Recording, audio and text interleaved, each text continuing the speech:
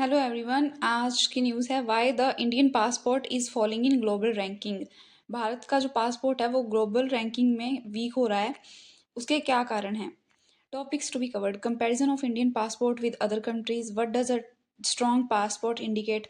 जो strong passport है वो किस चीज़ का सूचक होता है, और whether a country's passport will be strong और डिपेंड्स ऑन मैनी फैक्टर्स। मतलब जो किसी कंट्री का पासपोर्ट है वो स्ट्रॉन्ग होगा वीक होगा, ये किन किन फैक्टर्स पे डिपेंड करता है, और पासपोर्ट से बेनिफिट क्या होंगे और डिसएडवांटेज क्या होंगे वीक पासवर्ड के, और पासवर्ड जो स्ट्रॉन्ग है उसके बेनिफिट क्या होंगे। ये टॉपिक हम इनमें कवर करेंगे।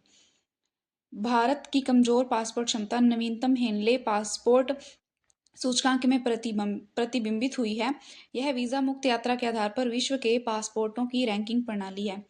एक रिपोर्ट आई है अभी, इसका नाम है हेनले पासपोर्ट सूचकांक, Henley passport index.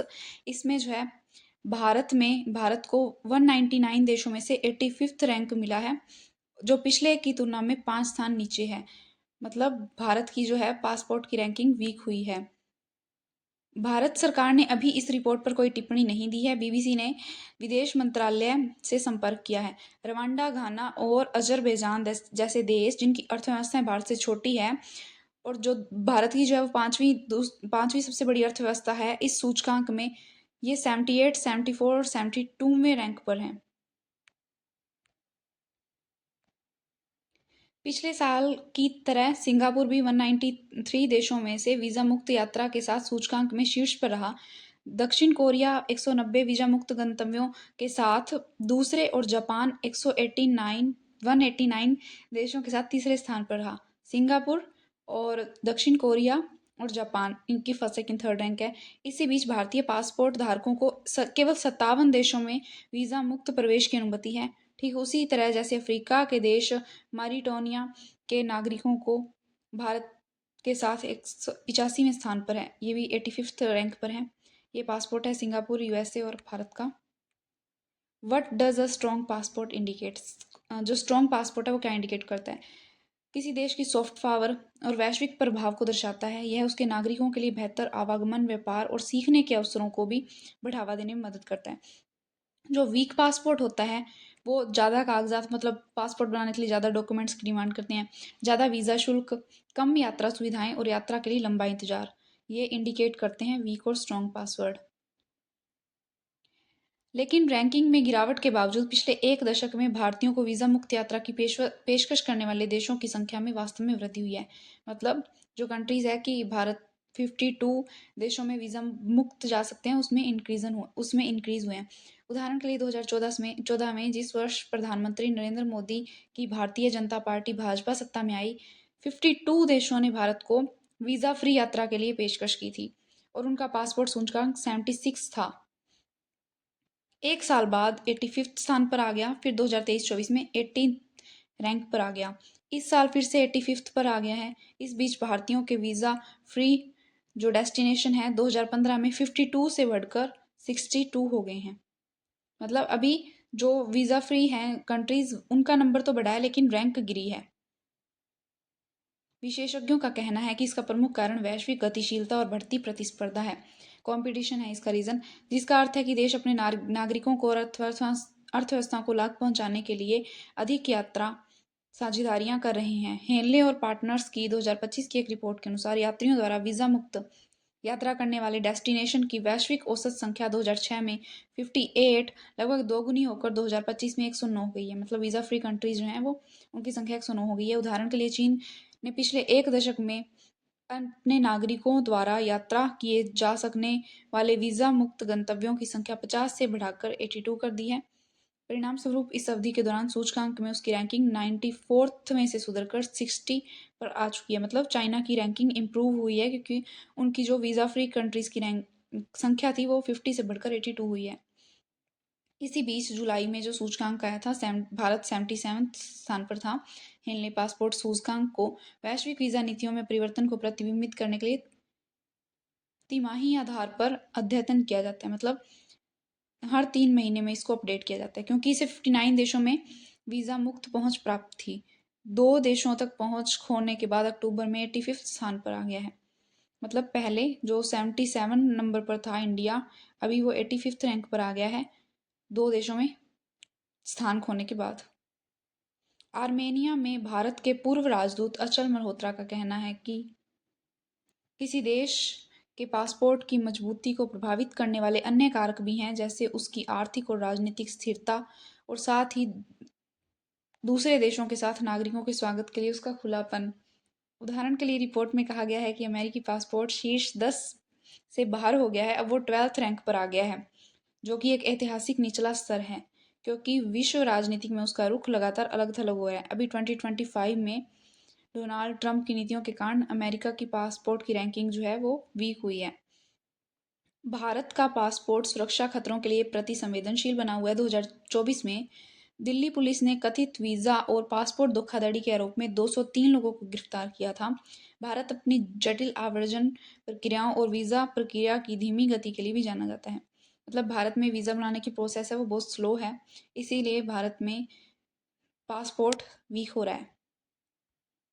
Shri Malhotra कहते हैं कि तकनीकी प्रगति जैसे कि भारत द्वारा हाल ही में लॉन्च किया गया इलेक्ट्रॉनिक पासपोर्ट है या ई पासपोर्ट सुरक्षा में सुधार ला सकता है। मतलब वो एक ऑप्शन हो सकता है सुरक्षा बढ़ाने के लिए, आवर्जन प्रक्रिया को आसान भी बना सकता है। ई पासपोर्ट में एक छोटी सी चिप होती है जो बायोमेट्रिक जानकारी संग्रहित करती है, जिससे दस्तावेज में जालसाजी या छेड़छाड़ करना मुश्किल हो जाता है।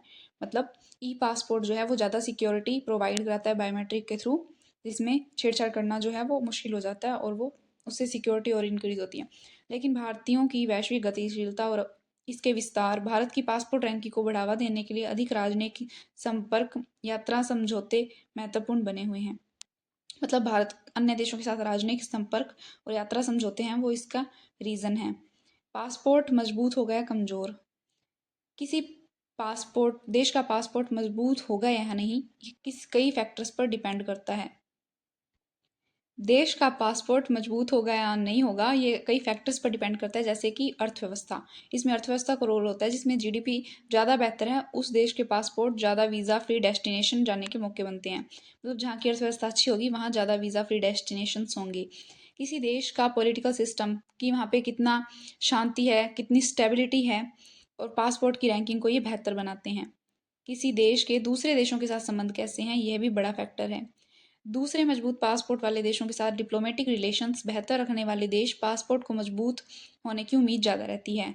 नतीजा यह है कि वो फ़ौरन से विदेशी टूरिज्म को अट्रैक्ट करते हैं, टूरिस्ट को अट्रैक्ट करते हैं।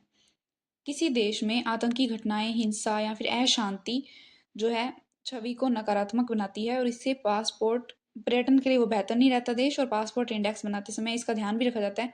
इसके आतंकवादी घटनाओं, हिंसा वगैरह के कारण पासपोर्ट की जो रैंकिंग है वो कम हो जाती है, वीक हो जाता है पासपोर्ट। पासपोर्ट स्ट्रॉन्ग होने के किसे फ़ायदा मिलेगा? वहाँ के लोगों को फ़ायदा मिलता है, वहाँ के लोग दुनिया में ज़्यादातर देशों में वीज़ा फ्री यात्रा कर पाते हैं। मतलब जहाँ का पासपोर्ट ज़्यादा स्ट्रॉन्ग होगा वहाँ के लोग दूसरे देशों में ज़्यादा वीज़ा फ्री यात्रा कर पाएंगे। मजबूत पासपोर्ट वाले देश पर्यटकों को आकर्षित करके अर्थव्यवस्था को और बेहतर बना पाते हैं। मतलब अगर जिनका पासपोर्ट स्ट्रॉन्ग है वहाँ से ज़्यादा टूरिज्म अट्रैक्ट होगा, टूरिज्म को अट्रैक्ट करेंगे टूरिस्ट को, और उससे अर्थव्यवस्था और बेहतर बनेगी, ज़्यादा निवेशक आएंगे, इन्वेस्टर्स, और अर्थव्यवस्था बूस्ट होगी। देश में लोगों को रोज़गार अधिक मिलेगा और समृद्धि आती है। मजबूत पासपोर्ट के लाभ। वीज़ा मुक्त या वीज़ा ऑन अराइवल यात्रा। सबसे बड़ा लाभ यह है कि आप बहुत सारे देशों में वीज़ा पूर्व बिना पूर्व वीज़ा के भी जा सकते हैं, जिससे समय और कागजी कार्रवाई की बचत होती है। यात्रा आपकी आसान होती है, लंबी प्रक्रियाओं से बचा जा सकता है, व्यावसायिक और शैक्षणिक अवसर मिलते हैं। मजबूत पासपोर्ट उन लोगों के लिए महत्वपूर्ण है जो अंतर्राष्ट्रीय व्यापार, शिक्षा और काम के लिए यात्रा करना चाहते हैं। आर्थिक और सुरक्षा लाभ।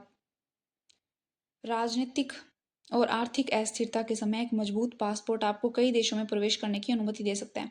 जब पॉलिटिकल इंस्टेबिलिटी होती है तो फिर आप मजबूत पासपोर्ट के साथ कई कंट्रीज़ में जा सकते हैं। आर्थिक विकास होता है, मजबूत पासपोर्ट वाला देश पर्यटकों को आकर्षित करता है, अर्थव्यवस्था को बढ़ावा मिलता है, निवेशकों को अट्रैक्ट करता है। और राष्ट्रीय प्रतिष्ठा। मजबूत पासपोर्ट वाले देश की स्थिरता वैश्विक प्रतिष्ठा को दर्शाता है। लचीलापन। आप अपनी यात्रा की योजना बना किसी वीज़ा बाधा आप अपनी योजना आप अपनी यात्रा की योजना बना किसी वीज़ा बाधा के बना सकते हैं और अचानक यात्रा के लिए भी तैयार हो सकते हैं। मतलब कि आप अगर आप किसी यात्रा पर जाने के लिए हैं तैयार हैं तो आप बिना वीज़ा के भी जा सकते हैं। कमज़ोर पासपोर्ट होने के नुकसान, वीज़ा फ्री एंट्री की कमी। जो आपका अगर पासपोर्ट कमज़ोर होगा तो आपको वीज़ा फ्री एंट्री नहीं मिलेगी। अतिरिक्त खर्च भी होगा, ज़्यादा फीस वगैरह लगती है और ज़्यादा टाइम वेस्ट भी होता है। जटिल यात्रा प्रक्रियाएं, आपको यात्रा के दौरान कड़ी जांच से गुजरना पड़ सकता है, कभी कभी वीज़ा कैंसिल भी हो सकता है, मतलब वहाँ पे जांच जो है ज़्यादा स्ट्रिक्टली होती है। यात्रा पर प्रतिबंध, कम शक्तिशाली पासपोर्ट के कारण आपको विदेश यात्रा पर कई तरह के प्रतिबंधों का सामना करना पड़ सकता है, जैसे कि हवाई या सड़क मार्ग से यात्रा पर रोक। आर्थिक नुकसान, वीज़ा रिजेक्शन या अतिरिक्त खर्च के कारण आपको आर्थिक नुकसान हो सकता है।